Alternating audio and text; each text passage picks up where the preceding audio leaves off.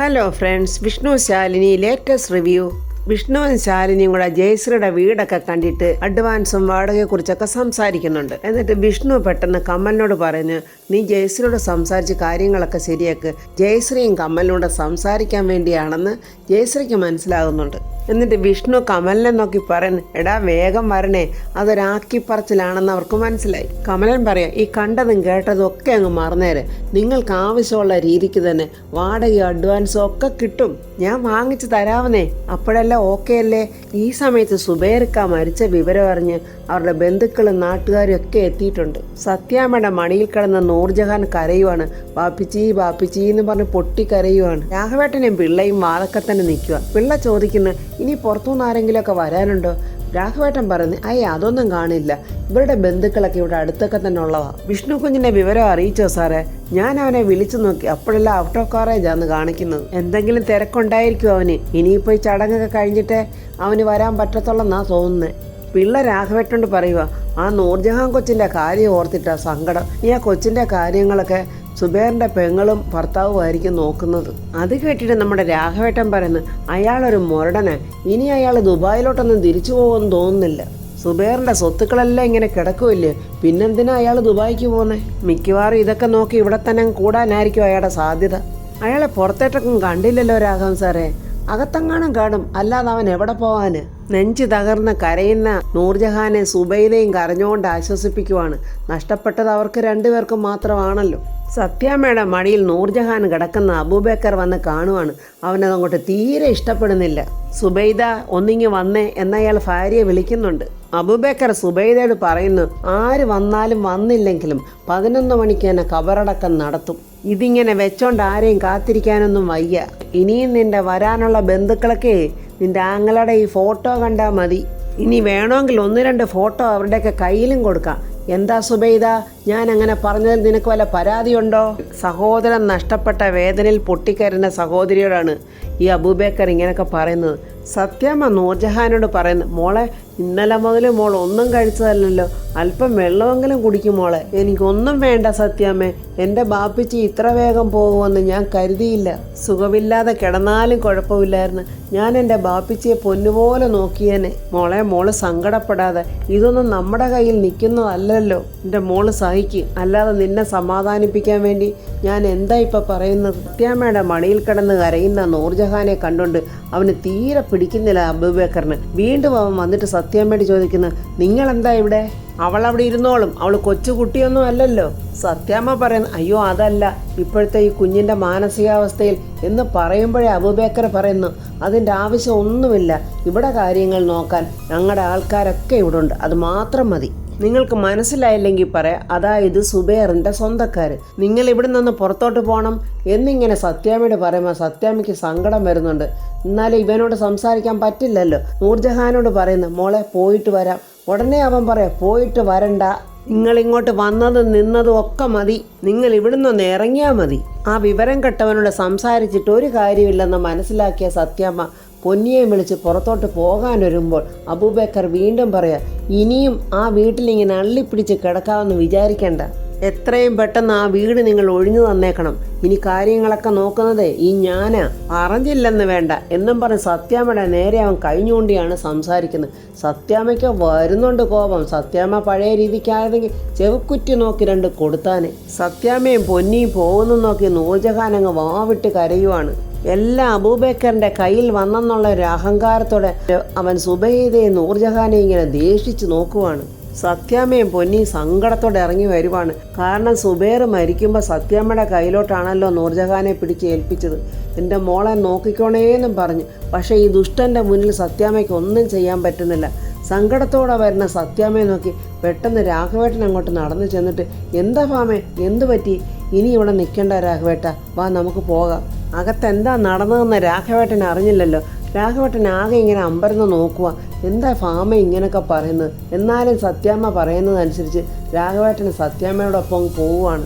സത്യാമ്മയും രാഘവേട്ടനും പിള്ളയും പൊന്നിയൊക്കെ പോകുന്നത് അബൂബക്കർ അങ്ങനെ ബാൽക്കണിയിൽ നിന്നുകൊണ്ട് വലിയ അഹങ്കാരത്തോടെ ഇങ്ങനെ നോക്കി കാണുവാണ്.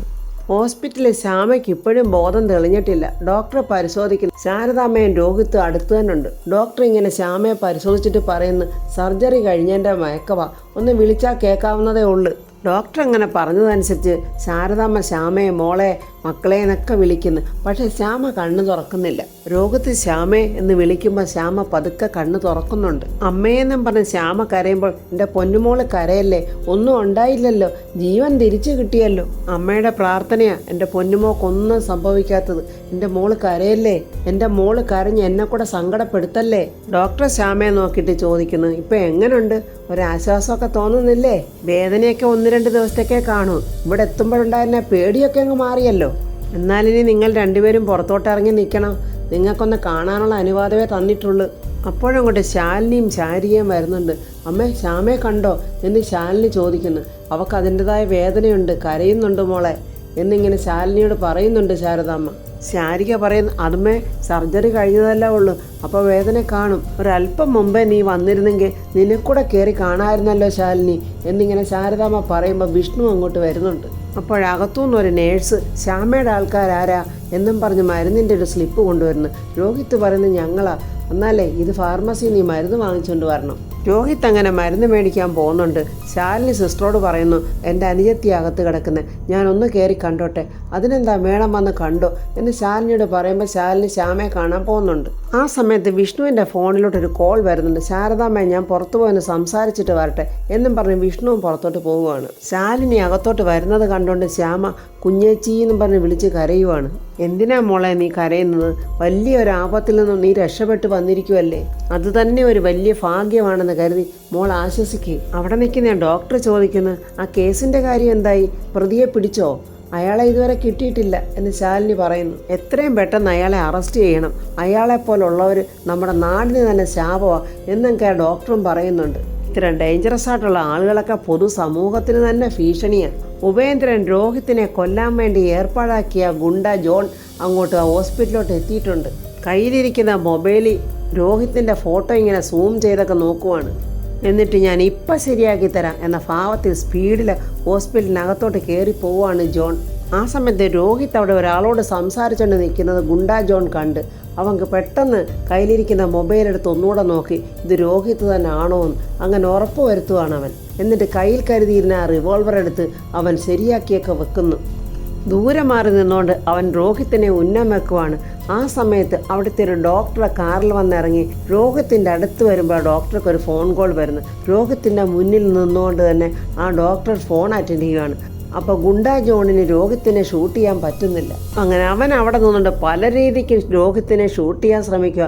പക്ഷെ ഡോക്ടർ അവിടെ തന്നെ നിന്ന് ഫോൺ ചെയ്യുക. മനസ്സുകൊണ്ട് അവൻ ഡോക്ടറെ ചീത്ത വിളിക്കുന്നുണ്ട്. അവൻ അങ്ങനെ ഉന്നം പിടിച്ച് അങ്ങനെ നോക്കി നിൽക്കുമ്പോഴേ രോഹിത്തും അങ്ങ് മാറി. ഡോക്ടർ ഫോൺ ചെയ്തും കഴിഞ്ഞു.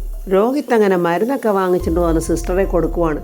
ശാരദാമ്മ പറയുന്നു, മോനെ നമുക്കെന്നാൽ വീട് വരെ പോയിട്ട് വരാം, ഇവിടെ ഇപ്പോൾ വിഷ്ണുവും ശാലിനിയും ശാരികയൊക്കെ ഉണ്ടല്ലോ. അപ്പോഴാ ഡോക്ടർ അങ്ങോട്ട് വരുന്നുണ്ട്. ആ ഡോക്ടറെ കണ്ടുകൊണ്ട് പെട്ടെന്ന് ശാരദാമ്മ, ഡോക്ടർ എന്താ ഇവിടെ?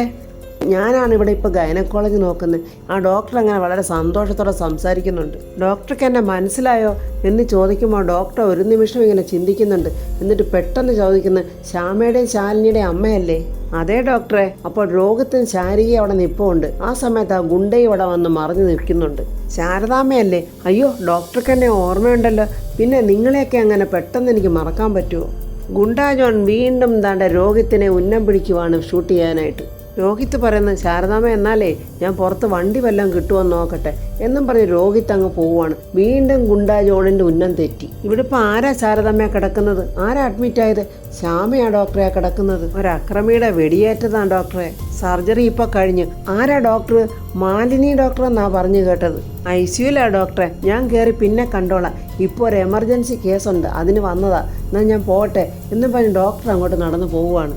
ഈ സമയത്ത് രോഗത്ത് പുറത്ത് വന്ന് ഓട്ടോറിക്ഷ വല്ലതും ഉണ്ടോ എന്ന് ഇങ്ങനെ നോക്കി നിൽക്കുവാണ്. മോനെ വണ്ടിയൊന്നും കിട്ടിയില്ലയോ എന്ന് ചോദിച്ചുകൊണ്ട് ശാരദാമ്മ അങ്ങോട്ട് വന്നു. ഒരു ഓട്ടോറിക്ഷ വരുന്നുണ്ട് ശാരദാമ്മ, എന്നാൽ മോനൊന്ന് ചോദിച്ചു നോക്ക്. അങ്ങനെ രോഹിത്ത് ആ ഓട്ടോറിക്ഷക്കാരൻ ഓട്ടം പോകുമെന്ന് ചോദിക്കുമ്പോൾ പോകുമല്ലോ, കയറിക്കുമെന്ന് പറയും. അങ്ങനെ ശാരദാമ്മയും രോഹിത്തും ആ ഓട്ടോറിക്ഷയിലോട്ട് കയറുവാണ്.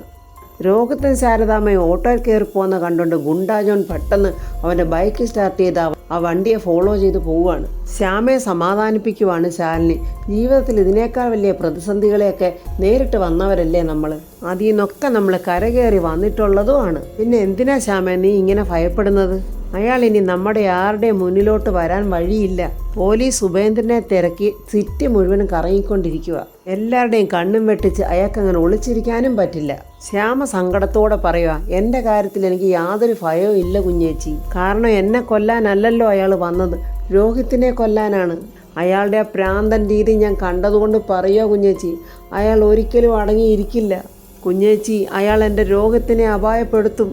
ശ്യാമേ, അയാൾ ഈ സംഭവത്തോടുകൂടി പോലീസിൻ്റെ നോട്ടപ്പുള്ളിയായി കഴിഞ്ഞു. ഇനിയിപ്പോൾ ചന്ദ്രബോസിൻ്റെ സഹായം ഉണ്ടെങ്കിൽ തന്നെ ഒരുപാട് നാളൊന്നും ചന്ദ്രബോസിന് അയാളെ സംരക്ഷിച്ച് നിർത്താനാവില്ല.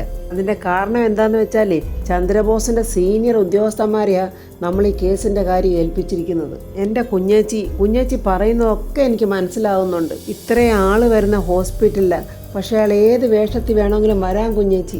അയാളല്ലെങ്കിൽ മറ്റാരെയെങ്കിലും അയാൾ ഇടപാട് ചെയ്തിരിക്കും. ഏത് രീതിയിലായാലും രോഗത്തിനെ ഇല്ലാതാക്കുക എന്ന് മാത്രമാണ് അയാളുടെ ലക്ഷ്യം. അത് കേട്ടിട്ട് ശാലിനി പറയുന്നു, കൊല്ലാൻ തുനിഞ്ഞിറങ്ങിയിരിക്കുന്നവനെ മാർഗങ്ങൾ പലതാണല്ലോ. 2 പോലീസുകാരെ ഡ്യൂട്ടിക്കിടാൻ പറയാം. അപ്പോൾ ഇതിനകത്ത് കയറി ആരും കയ്യാങ്കളിക്ക് തയ്യാറാവില്ലല്ലോ. എന്തൊക്കെ ദുരിതങ്ങളാ കുഞ്ഞേച്ചി നമ്മൾ സഹിക്കുന്നത്. നമ്മുടെ ജീവിതം എന്താ കുഞ്ഞേച്ചി ഇങ്ങനായി പോയത്? നമ്മളെ ഓർത്ത് കരയാൻ മാത്രമാണല്ലോ നമ്മുടെ അമ്മയുടെ വിധി. കുഞ്ഞേച്ചി, നമ്മുടെ അമ്മയെ ഒന്ന് ശ്രദ്ധിച്ചോണേ, അല്ലെങ്കിൽ ആ പാവം കരഞ്ഞ് തളർന്ന് വീണു പോകും കുഞ്ഞേച്ചി. അപ്പോഴവിടെ നിൽക്കുന്ന സിസ്റ്റർ ശാലിനിയോട് പറയുന്നുണ്ട്, മാഡം അധികം സംസാരിപ്പിക്കരുതെന്ന് പറഞ്ഞിട്ടുണ്ട്. ശാലിനി ശ്യാമയോട് പറയുന്നു, നീ ഒന്ന് ഉറങ്ങും മോളെ, കൂടുതലൊന്നും ചിന്തിക്കണ്ട, ഞങ്ങളെല്ലാവരും പുറത്തു തന്നെ ഉണ്ട്. അപ്പോൾ ഫ്രണ്ട്സ്, ഇവരെല്ലാവരും ഇങ്ങനെ പുറത്ത് ശ്യാമയ്ക്ക് കാത്തു നിൽക്കുവാണ്. പക്ഷേ രോഹിത്തിനെ തേടി, രോഹിത്തിനെ കൊല്ലാൻ വേണ്ടി ഉപേന്ദ്രൻ്റെ ഗുണ്ട രോഹിത്തിൻ്റെ പുറകെ പോയിരിക്കുന്നത് ഇവർക്കാർക്കും അറിയില്ല. ഇനി എന്താകും? രോഹിത്തിനെ അവൻ വെടിവെക്കുവോ? അതിന് മുമ്പ് തന്നെ പോലീസ് അവനെ പിടിക്കുമോ? അതോ വിഷ്ണുവിൻ്റെ കയ്യിൽ അവൻ ചിക്കുവോ? എന്നൊക്കെയുള്ള റിവ്യൂമായി നമുക്ക് നാളെ കാണാം. എൻ്റെ ഈ റിവ്യൂ ഇഷ്ടപ്പെട്ട ലൈക്കും കമൻസും, സബ്സ്ക്രൈബ് ചെയ്യാത്തവർ സബ്സ്ക്രൈബ് ചെയ്യണേ.